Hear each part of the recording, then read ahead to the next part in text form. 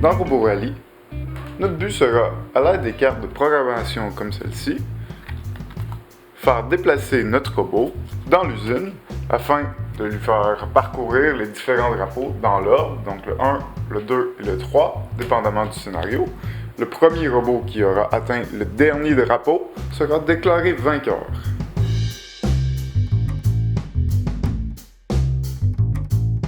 La première chose que nous allons devoir faire, c'est de choisir un parcours dans le livre de règlement. Donc, il y a plusieurs types de parcours. Il y en a pour différents nombres de joueurs. Il y a des faciles, il y a des difficiles, il y a des courts, il y a des longs.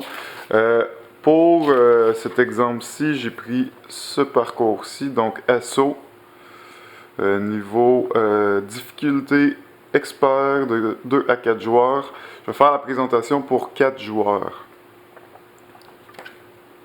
Ensuite, les joueurs devront choisir un robot. Et il y a plusieurs types de robots, comme vous pouvez voir, et prendre sa fiche correspondant. Les robots, à part leur apparence, sont tous pareils. Ils n'ont pas de bonus, ils n'ont pas d'effets spéciaux. Donc, c'est vraiment une question d'esthétique. Et si ça vous intéresse, lire sa petite description aussi, ça peut vous intéresser. Pour l'exemple, je vais seulement mettre une fiche de personnage devant moi, mais normalement, chaque joueur va avoir sa fiche de personnage devant soi. Et ensuite, ce qu'on doit faire, c'est trouver son jeton, sa figurine de son robot et son petit marqueur. Le premier joueur va mettre son marqueur sur la case 1 et dans le sens des aiguilles d'une montre, les autres joueurs pourront placer leur marqueur sur case 2, 3, 4 et ainsi de suite, dans l'ordre des aiguilles d'une montre. Nous allons devoir brasser la pile de cartes programmation et aussi la pile de cartes d'équipement, la placer sur le côté du plateau avec les éléments hors tension et les petits symboles de bug ici. Tous les joueurs devront prendre 3 marqueurs qui correspondent à des points de vie. Et nous sommes maintenant prêts à commencer une partie.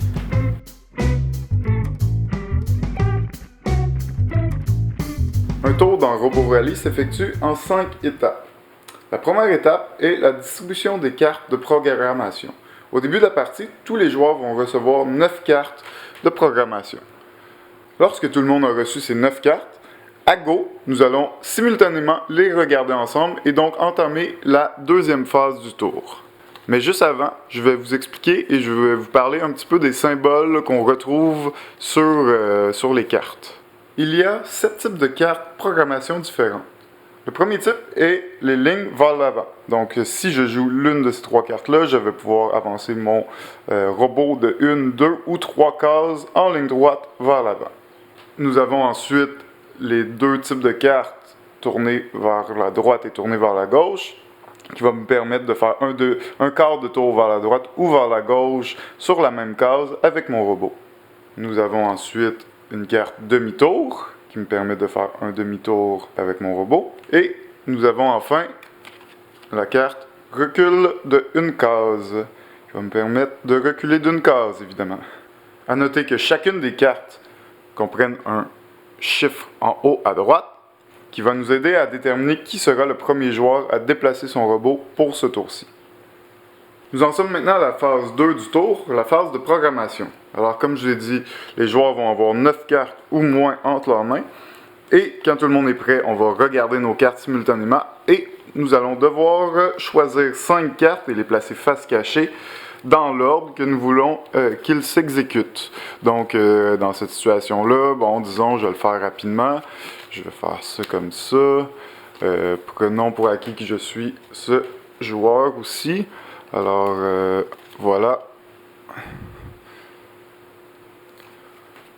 Lorsque j'ai choisi mes 5 cartes, je vais déclarer que je suis sûr de mon choix. Je vais déclarer que j'ai terminé. Et, dans le fond, lorsqu'un joueur a déclaré qu'il a terminé sa programmation, il n'est pas possible de revenir et de rechanger des cartes par la suite. Lorsqu'il ne reste qu'un seul joueur à terminer sa programmation, nous allons prendre le sablier et le retourner afin de lui laisser un peu de temps et le presser dans la fin de sa programmation. Si jamais il n'a pas le temps de compléter sa programmation, un autre joueur va devoir choisir au hasard les cartes qui manquent pour remplir sa programmation de 5 cartes. Lorsque c'est complété, nous passons maintenant à la phase 3, déclarer la mise hors tension de notre robot. Alors à ce moment-ci, si nous avions plusieurs dégâts ici sur notre plateau, nous pourrions dire et déclarer la mise hors tension de notre robot, enlever tous les dégâts présents sur notre robot et discarter toutes les cartes aussi devant nous parce que la prochaine phase de programmation et donc la prochaine pour le prochain tour, nous n'allons pas pouvoir jouer de cartes, nous allons attendre que notre robot se répare, mais notre robot va quand même rester sur le plateau, il va quand même subir les dégâts et les effets du plateau s'il y a lieu. Notez qu'il est aussi possible de rester hors tension plus d'un tour de suite. Nous sommes maintenant rendus à la 4e phase du tour, la phase de déplacement de nos robots. Alors, simultanément, nous allons tous ensemble révéler notre première carte. Nous allons regarder qui a le plus haut chiffre présent sur sa carte et allons déplacer les robots en conséquence de notre carte. Alors, je vous ai dit qu'on allait commencer par bouger les robots selon la vitesse présente en haut à droite des cartes. Alors, dans cet exemple-ci, si ce robot-ci jouait cette carte et ce robot-ci jouait cette carte, comme nous pouvons voir, nous allons devoir déplacer ce robot-ci en premier. Alors, lui, il se déplace de 3 vers l'avant. Alors, 1, 2, 3. Après chaque carte, nous allons devoir vérifier quelques éléments du plateau et voir si les robots en sont affectés. Donc, premièrement, tout robot situé sur un tapis jaune va avancer d'une case. Ensuite, tout robot sur un tapis bleu, va avancer de 2 cases.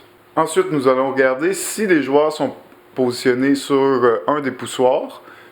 Nous allons regarder les numéros et si nous sommes, comme dans cet exemple-ci, si nous sommes autour à la carte 1, 3 ou 5, le poussoir va s'activer et va pousser le robot une case adjacente au poussoir. Nous allons regarder si des robots sont positionnés sur des engrenages et nous allons faire pivoter, si oui, nous allons faire pivoter le robot d'un quart de tour dans la direction des flèches indiquées par la case. Ensuite, les robots et les lasers du plateau tirent. Alors, si un robot était positionné sur la ligne trajectoire d'un des lasers du plateau, il se prendrait un dommage. Ensuite, nous allons regarder si des robots font face à d'autres robots. Alors, dans cette situation, vous voyez que ce robot-ci pointe dans la direction d'un autre robot, il n'y a pas d'obstacle avant lui. Alors, ce robot tire un coup de laser sur celui-ci, et donc mon robot va devoir prendre un pion de dommage. Enfin, si un robot est présent sur un drapeau ou sur un des symboles de clé, nous allons déplacer son marqueur sur ce drapeau ou ce symbole-ci. Une fois que toutes ces étapes sont faites, nous allons simultanément révéler la deuxième carte, bouger nos robots et refaire les mêmes étapes, suivre les tapis jaunes, les tapis bleus, les repoussoirs, les engrenages, les lasers et enfin les jetons d'archives. Notez que je ne peux pas placer un marqueur d'archives sur le drapeau 2 si je n'ai pas accompli le drapeau 1 dans un premier lieu. Et notez aussi que à la fin de la 5e carte de programmation, si mon robot se trouve sur une case comme celle-ci, donc un marteau et une clé, je vais pouvoir me débarrasser d'un jeton, d'un marqueur de bug, et aussi prendre et piger une carte d'équipement, une carte verte comme ça, équipement qui va me donner un certain bonus pendant la partie. Si mon robot terminait par contre seulement sur une case avec seulement une clé, il va pouvoir enlever seulement un marqueur de bug sur son plateau. Donc c'est aussi vrai pour un drapeau. Comme vous pouvez voir sur chacun des drapeaux, il y a une clé. Donc si mon robot termine son mouvement sur ce drapeau-ci à la fin de la 5e carte de programmation, alors mon robot pourra récupérer 1 de dégâts. Nous allons effectuer donc de cette manière les 5 cartes programmation devant nous. Une fois que toutes les cartes programmation sont révélées, nous allons pouvoir passer à la dernière phase du tour, la préparation du tour suivant. Donc lors de cette phase, comme je vous ai dit, C'est à ce moment-ci que nous allons regarder si des joueurs sont positionnés sur ce genre de cases comme ça et profiter des bonus appropriés de ces cases.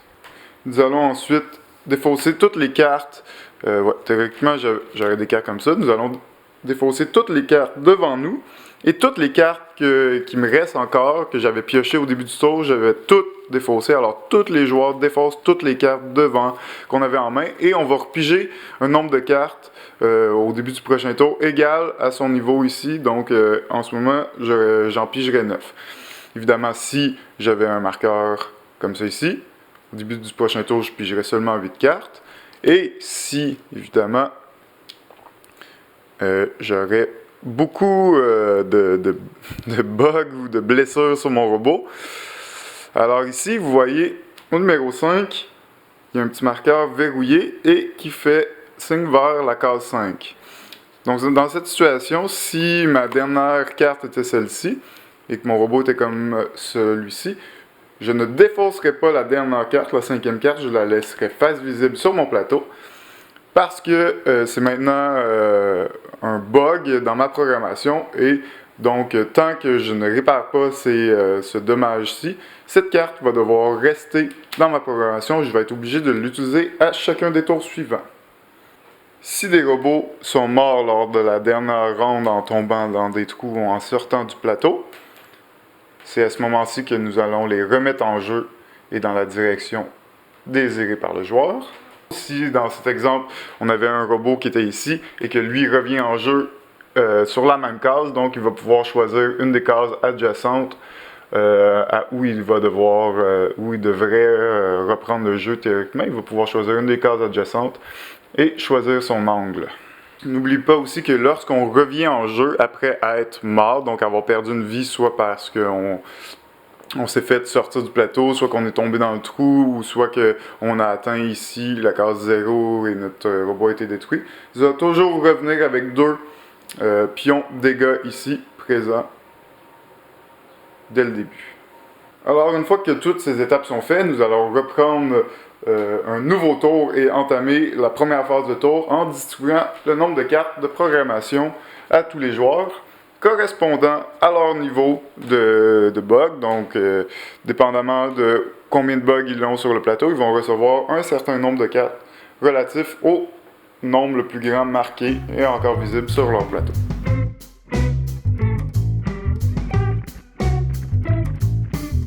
Je vous ai parlé des cartes d'équipement tantôt. Donc, chaque carte d'équipement a un effet qui sont en général assez intéressants, mais parfois, ce qu'on peut faire, c'est lorsque je reçois un dommage, soit que je reçois un dommage par un laser ou par un autre robot, au lieu de prendre un token de dommage, je peux dire non, j'annule le dommage, mais je vais discarter une de mes cartes d'équipement, je vais la discarter pour éviter de prendre le dommage. Notez qu'on peut seulement faire ça sur le coup, alors lorsqu'on reçoit un dommage et pas après coup ou pendant une autre phase ou pendant une autre carte qui est révélée.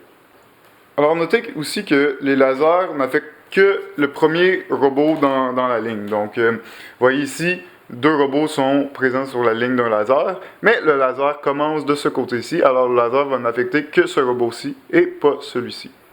C'est la même chose pour les lasers des robots, c'est-à-dire dans cette situation-ci, ce robot-là affecterait et donnerait un dommage à ce robot-ci, mais pas à celui-ci. Dans cet autre exemple, si ce robot-ci avait terminé son déplacement sur un tapis comme celui-ci, nous allons devoir l'avancer d'une case. Et comme il est situé sur une case qui va tourner, il va tourner et changer son angle aussi, correspondant à la direction du tapis. Notez par contre que si le robot était situé sur cette case et que le joueur jouait à son tour une carte de 1 vers l'avant, il se déplacerait de 1 vers l'avant, mais dans cette situation-là, ne tournerait pas et ne prendrait pas en considération la courbe du tapis roulant, puisqu'il s'est déplacé lui-même vers l'avant, vers la courbe, et ce n'est pas le tapis qui l'a déplacé comme celui-ci. C'est plutôt lui qui s'est déplacé, et donc, lors de la phase de résolution des tapis, il avancera d'une case comme ceci.